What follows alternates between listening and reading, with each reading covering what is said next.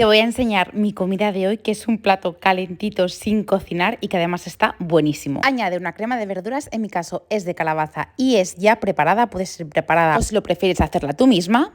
Añade legumbres, en mi caso añadí garbanzos y también son los garbanzos que ya vienen cocidos de bote, pero si lo prefieres los puedes cocinar. Y para finalizar, a mí me encanta añadirle un poquito de parmesano, le da un toque buenísimo y para darle más sabor, especias al gusto.